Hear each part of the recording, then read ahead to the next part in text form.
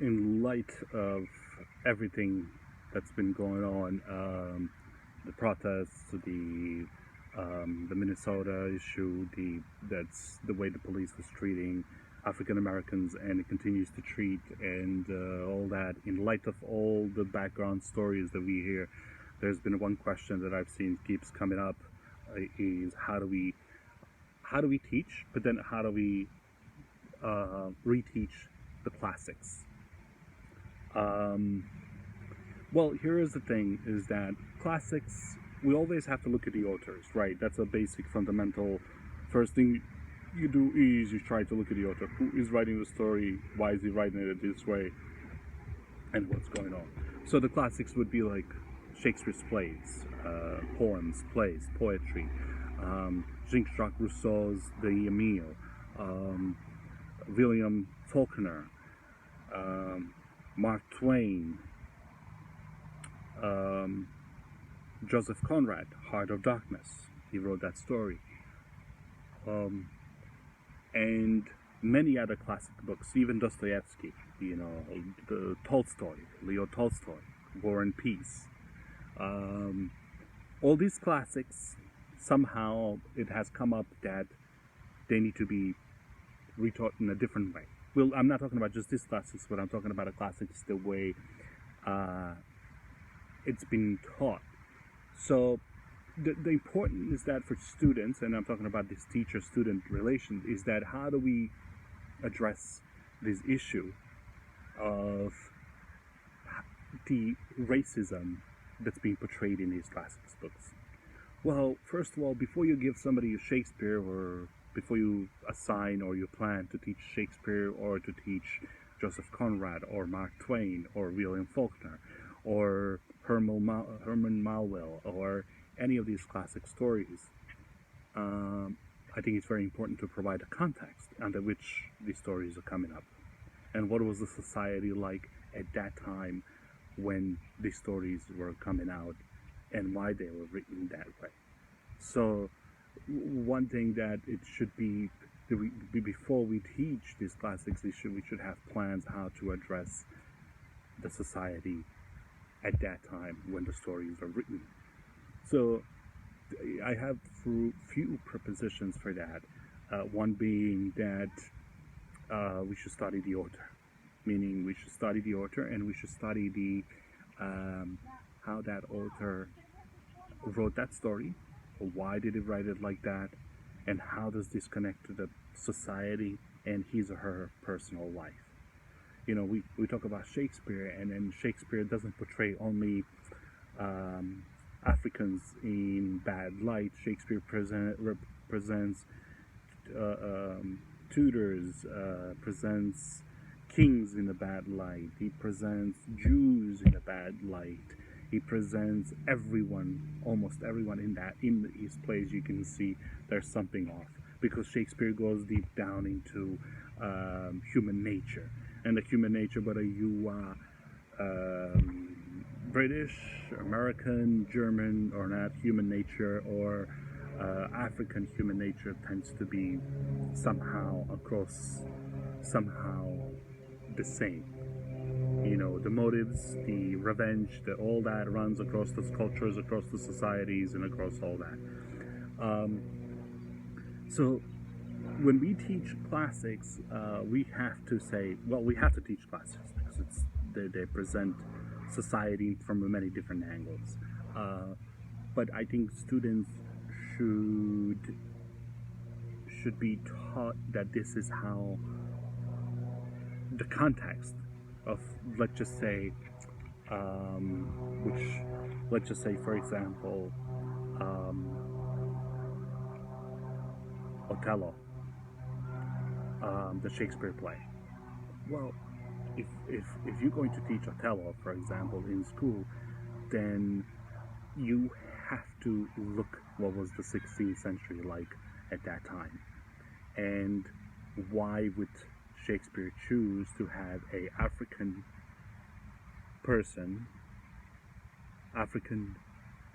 Othello is the main character in Othello, Shakespeare's play, and he is marrying white Desdemona, white girl, and so Shakespeare presents this idea how Iago, who is antagonist, or the one who is really jealous, who wanted Desdemona of himself for himself, and he really makes this elaborate plan to destroy her.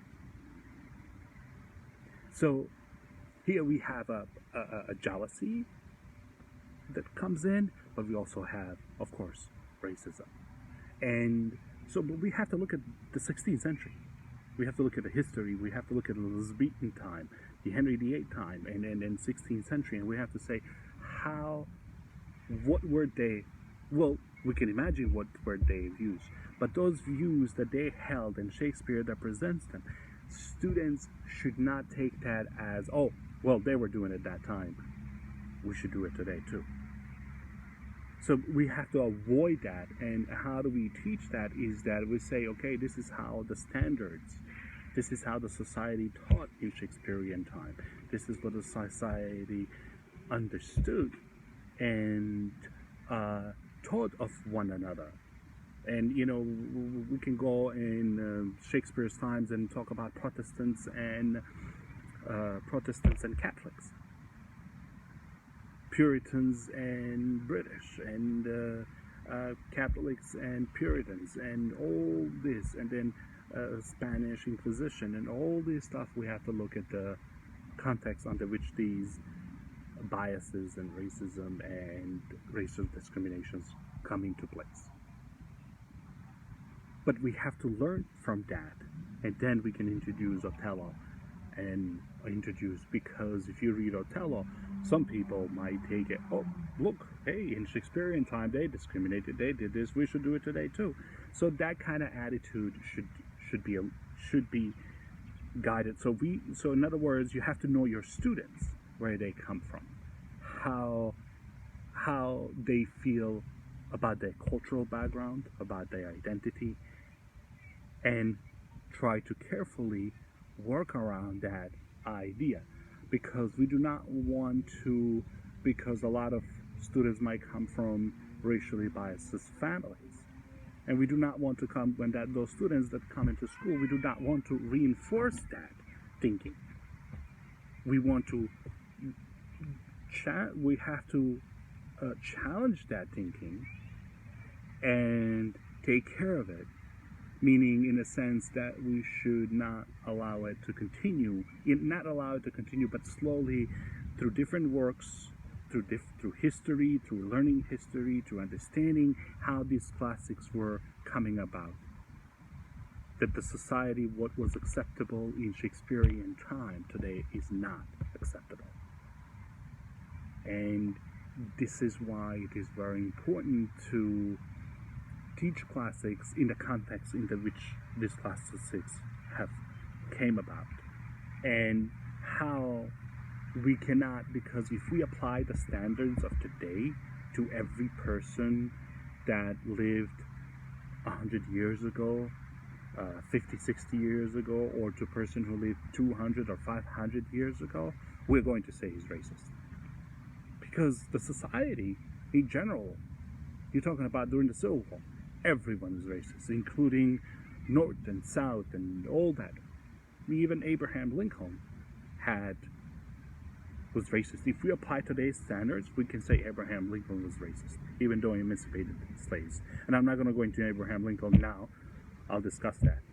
But so we should not just eliminate history and eliminate classics or anything like that. We should just teach classics in terms of the context into which which they have developed. But at the same time, we have to challenge the views of the students in an indirect and a different way.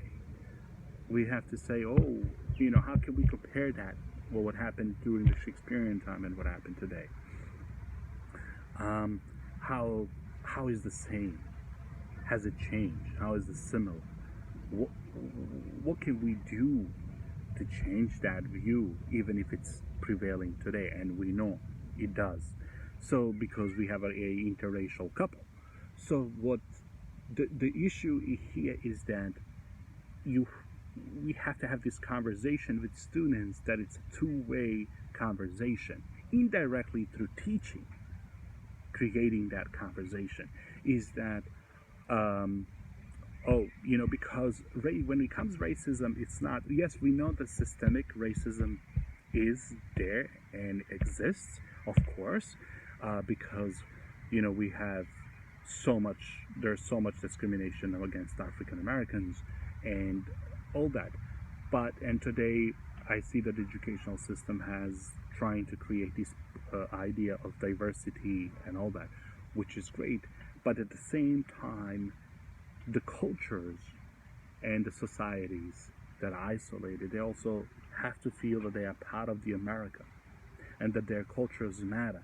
But at the same time, that laws and culture that might be dominated, that also matters. That it's not just a one-way street, but that we have to have a conversation that it's two-way street. That we all have to confront it on a different levels and different views. Because guess what? No one is born racist. No one is born to be in that religion or in this religion or that, or no one comes out and says, oh, I'm, Christian, or I'm Muslim, or I'm Jewish. These identities are assigned to you. They're given to you by parents. And how your parents feel about the issues, that's how you're going to feel. That's how most likely you're going to feel. If your parents are open-minded and they accept all these different cultures, most likely you will too. If your parents are not, then you're not too. So this is where that teaching.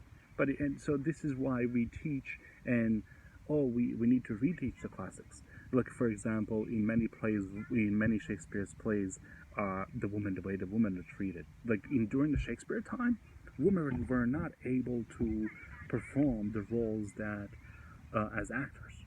They couldn't get on the stage in Shakespeare time. It was all men. You had men playing women's roles at that time. So, and then that changed. So you see, this is a very important factor to consider for how these attitudes at that time, what was acceptable, what was not acceptable, and how can we use that to learn from that in a meaningful way that would not channel, but rather that would challenge the preconceived ideas of racism, gender, minority, majority, all elders, children, and all that. All right, that's it right now. I'll talk some more about it.